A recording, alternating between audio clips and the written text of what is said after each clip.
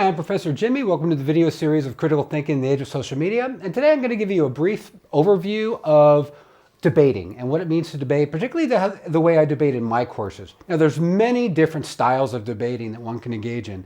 Different parliamentary types of procedures. There's many different types, and every course may structure their debates somewhat differently. I like to keep my debates very simple, okay? Because I realize most of the students in my class have never engaged in a formal debate before. So let's just talk about debating. Okay, debating begins with, there's actually three areas of debate: an opening argument, there is a rebuttal, and then there are closing arguments. Usually after the closing arguments, there's a Q&A session as well. So let's talk about the first part about the opening argument. Well, you have two sides to a debate. So you have a claim, and there's going to be one side of the debate affirming that claim, and there's going to be another side of the debate negating that claim. In other words, disagreeing with that claim.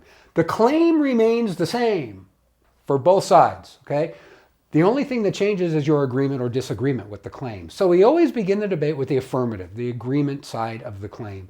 They have 5 minutes to give the class 3 reasons why they support that claim. So what does a good opening argument do?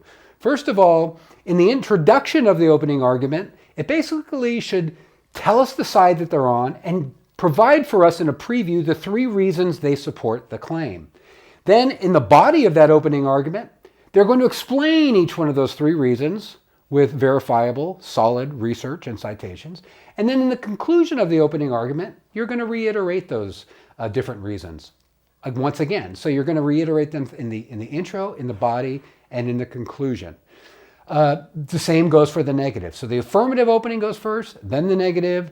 Then we have about a 2-minute break, and that is for allowed to each side, there's usually 2 members on each team, to collaborate together and to come up with a rebuttal. Now, a rebuttal is essentially 3 minutes in which to take each one of the reasons your opponent provided and systematically destroy each one of those reasons. You should never avoid one of those reasons. You should make sure, even if you don't have a good counter argument to it, you still need to contend with it. Let's say, and you also want to point out any weaknesses in your opponent's argument as well. So for example, let's say they lack clarity. Let's say what they said wasn't very clear and you're not even sure what their 3 reasons are. Point that out in the rebuttal. Just say, I would like to refer to reason 1, but I'm not sure what it was because my opponent wasn't very clear. So you can use that rebuttal period to systematically take each and every one of your reasons that your opponent has provided and destroy them. So what does that mean? It means that you have to do your research. You have to anticipate what your opponent might argue, and then you need to have researched that and then prepare a rebuttal against it.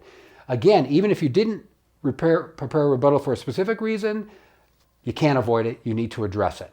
Even if it's saying, I don't have a counter argument to it, it still needs to be shown that you've addressed it in a rebuttal. So a good rebuttal is partly planned and it's partly on the fly because you're not exactly sure what your opponent is going to say.